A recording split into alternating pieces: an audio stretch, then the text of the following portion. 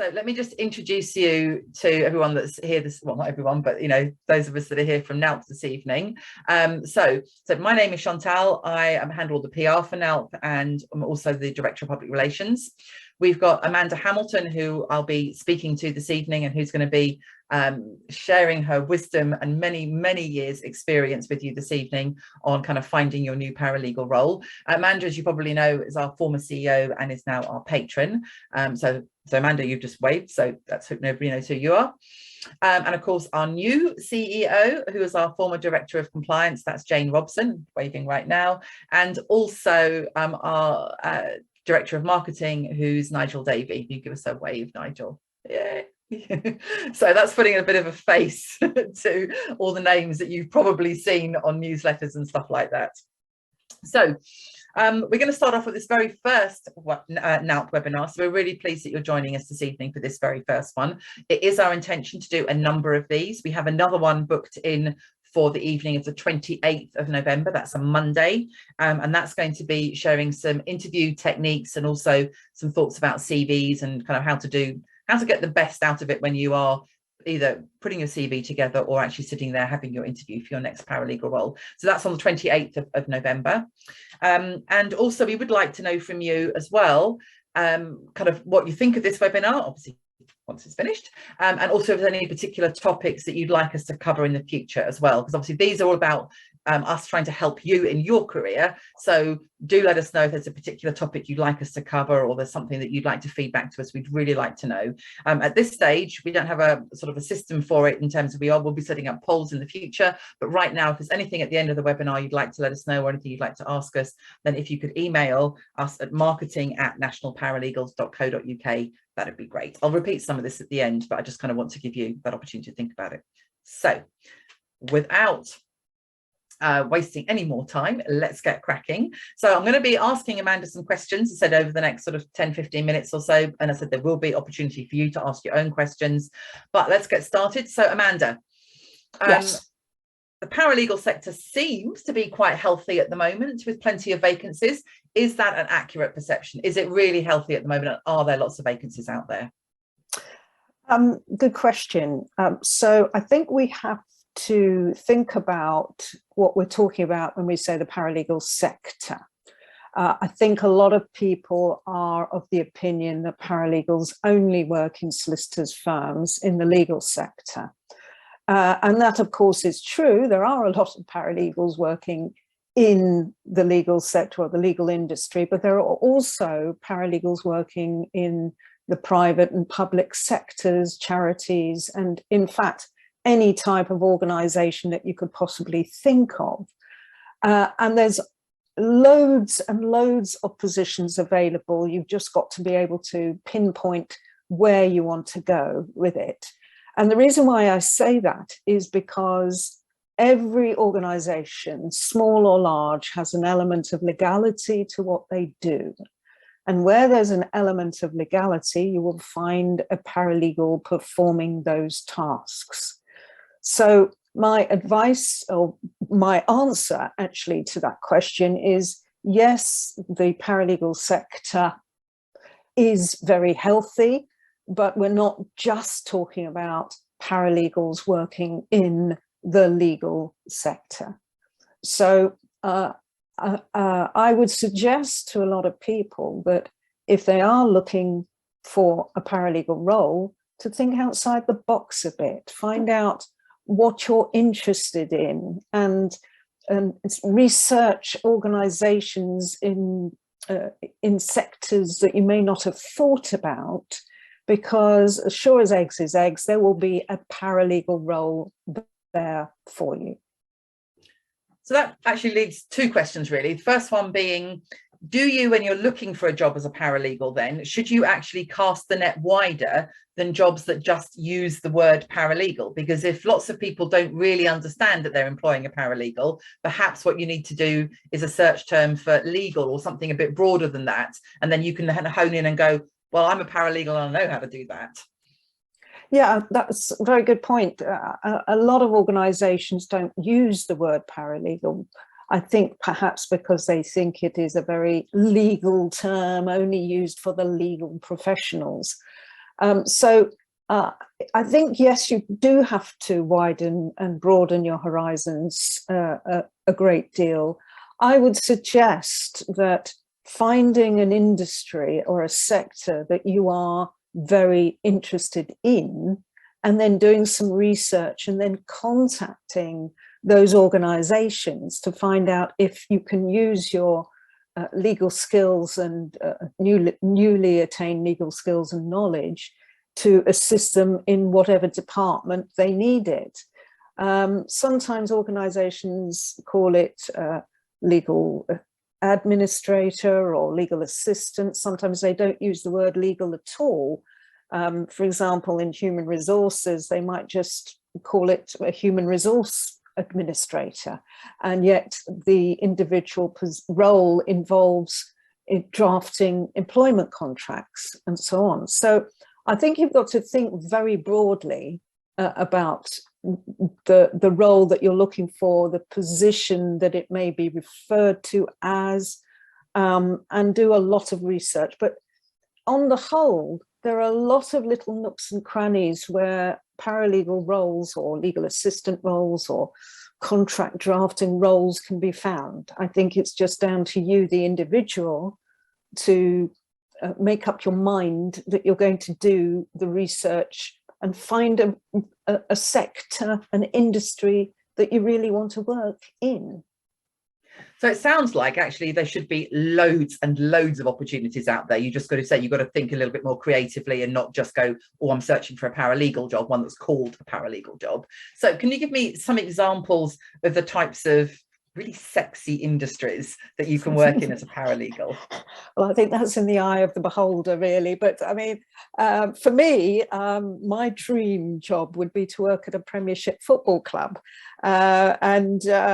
We do actually have a member who works at Manchester United Football Club.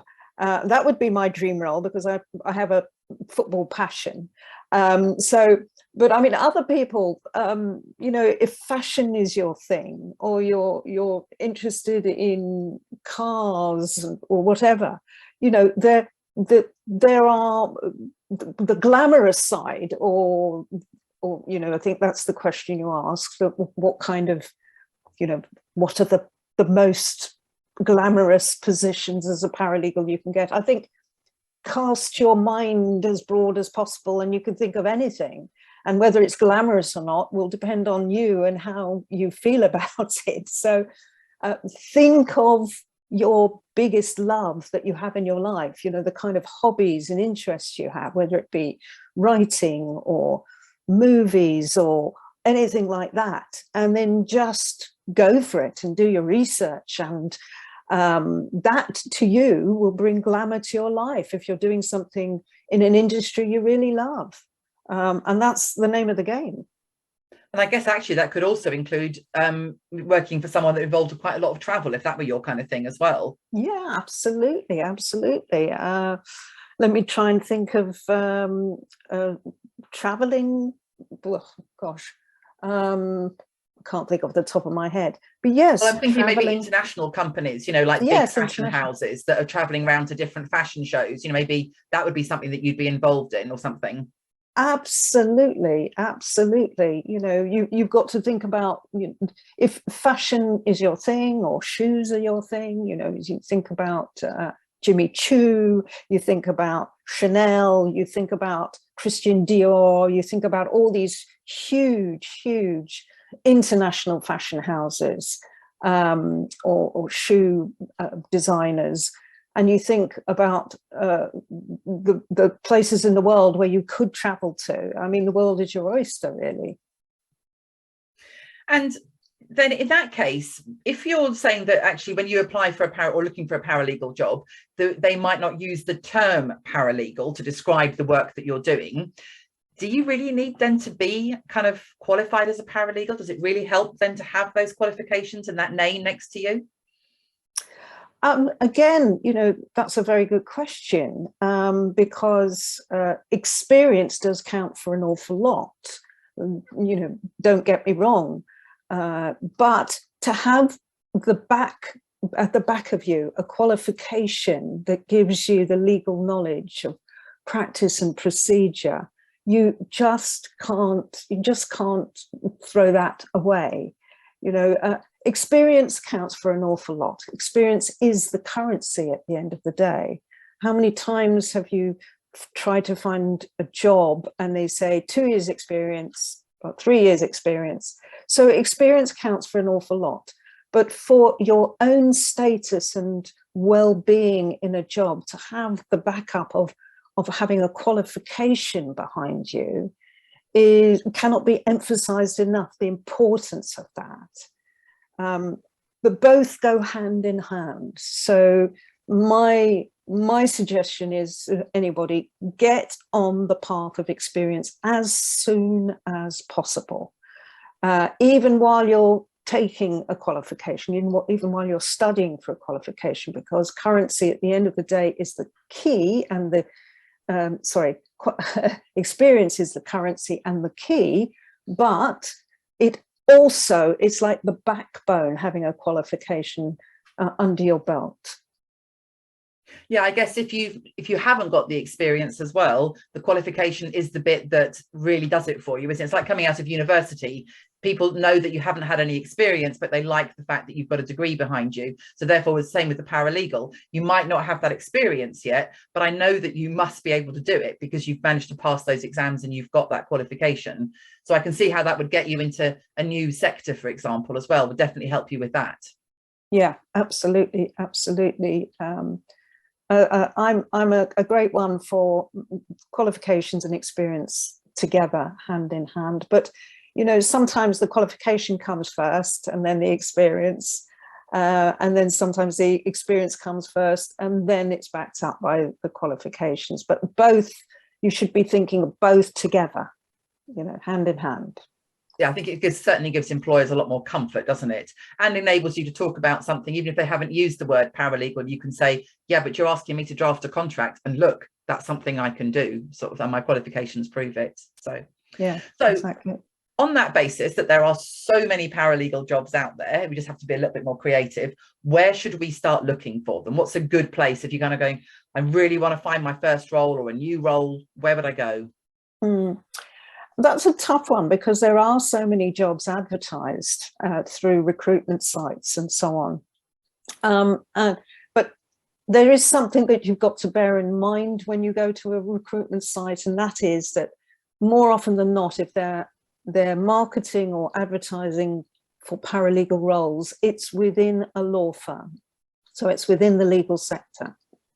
And quite often, because of being a recruitment site, they will want experience. And it is a terribly difficult time for people who are trying to find work through recruitment sites, because it's a chicken and egg.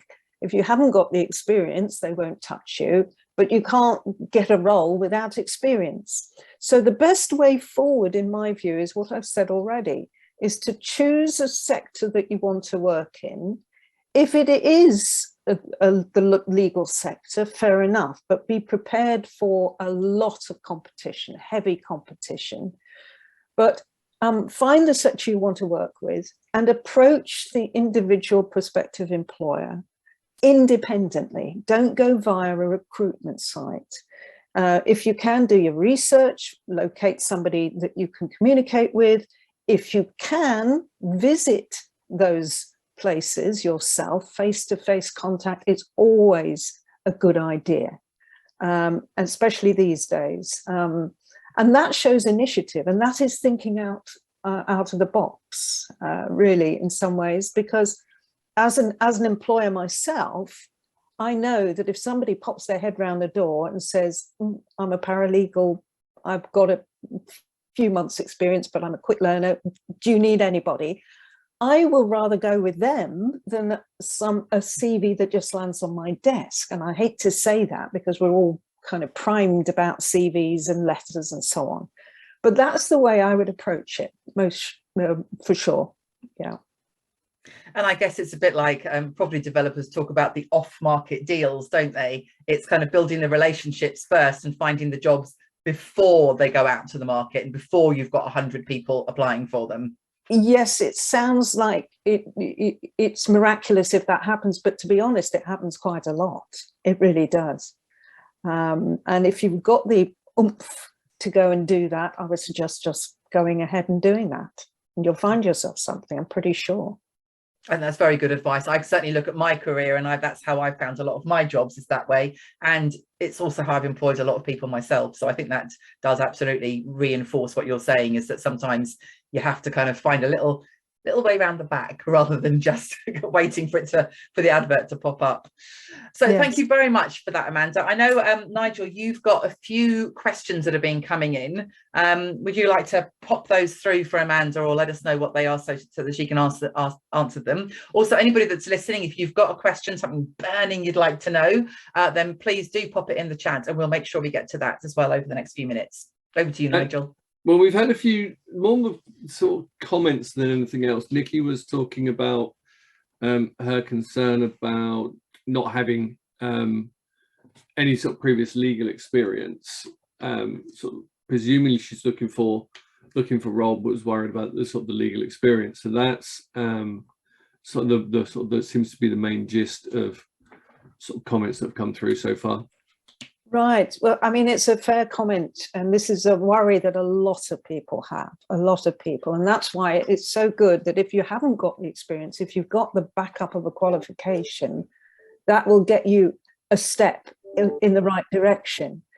I think there are a lot of people out there that have this concern, and my suggestion to them is that if you've got the will to find yourself something, and you show the initiative to approach a prospective employer, and as we were just saying, if this happens to me, I'd say, wow, you know, this person's got a bit of, you know, chutzpah, you know, coming in, saying hello, trying to find work, and I would always give that person a chance. I know it sounds like a sort of a 1 in a million chance of finding something, but it does work, and you've got to start somewhere. And if you're facing somebody who's a prospective employer, and they see you and they recognize you for the intelligent person that you are, who's just shown a huge amount of initiative, then I would suggest that works, and it should work.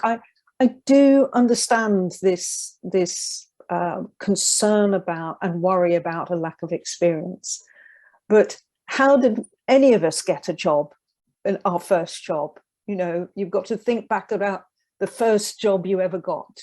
Did you have the experience? I certainly didn't. I just went in there and said, I can do this, give me a chance, and it worked every time. I've had several jobs where I've done that, and it's worked. Why? Because the person who sees you recognizes who you are, has an instinct about you, which they don't get just by looking at a CV or a letter, an application letter. And that's why I'm so hot on this idea of doing your research and approaching these prospective employers yourself. Okay. So we've had another question come through from Tally, and she's asking, is there any specific language that you'd recommend when you're approaching potential employers in your chosen field? A language? I'm not quite sure what you mean by language. Perhaps, Tally, you can be a little bit more, you can clarify that a little bit more, and then we'll come back to you. Are there any other questions in the meanwhile? There's no other comments. I suppose my look at taking it almost from a marketing point of view on that type of thing. You do see a lot of people trying to use catchphrases and big words when they're sort of putting things across, trying to sort of sell themselves and everything else. And I'm a real believer in effectively plain language. Yeah, use the language that you understand, that you know other people will understand, rather than trying to get fancy. Yeah, rather than trying to use Absolutely. And if that's what you mean, Tally, then I totally agree with Nigel. There's no point in putting airs and graces into anything. Keep it simple, keep it as close to your personality as possible. And by the way, this will probably feed into our next webinar on interview technique and so on, which Chantal will announce, I'm pretty sure. If you, I can't remember whether you have already, but yes, it's about keeping it simple and straightforward as possible. And hopefully that answers your query, Tally. She's actually come back and said, what would you put sort of in the sort of letter? Presumably, would you talk about experience first? Would you talk about your passion first? What would you recommend on that side of things? All I would say, Tally, is tune into the next webinar, and we'll be revealing all on tips on how to write a CV and what to put in it. So I would suggest that, and then hopefully that will clarify this query for you then. I suppose there is one quick question, though, that this does bring up, is that we've said earlier that people don't often know that what they want is a paralegal. They don't necessarily even know what the term paralegal really means. So sure, we all know, but the person you're going to for the job might not know. So how much should you use the word paralegal to describe yourself if they haven't, for example? And if you do, how much do you think you have to actually spend a bit of time explaining to them? I don't mean like, you know, talking to a 3-year-old, but kind of giving them a sense of what a paralegal actually is, so they can get their head around that. Because that kind of goes back to Tally's question about, you know, what kind of language do you use? Well, paralegal for some people might be language that doesn't mean anything to them. I guess you're right. It depends on the sector you're approaching for a role. I think the whole idea is to emphasize your skills, your legal skills and knowledge. And if you want to describe yourself in any marketing as a paralegal, then you're welcome to. But I think that the whole point about this is, if you've got a qualification, is to push forward the fact that you've got the legal qualification to do any kind of legal task. And I think that's what you've got to push forward. As for the term paralegal, well, you're right. Not a lot of people actually know what a paralegal is. And in fact, I've been in plenty of seminars with solicitors who've got the wrong idea of what a paralegal is. You know, in our view, a paralegal is someone who's trained and educated to perform legal tasks and has knowledge of law, practice, and procedure. Now, that could apply to all sorts of different sectors. And if that is the way you want to phrase your approach, then go ahead and do that.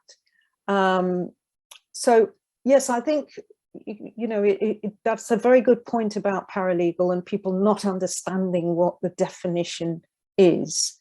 But keep it clear and I have a legal qualification. I can do this. I've got a background in that. Whatever it is, you know, there's no harm in expressing yourself in that way if it helps.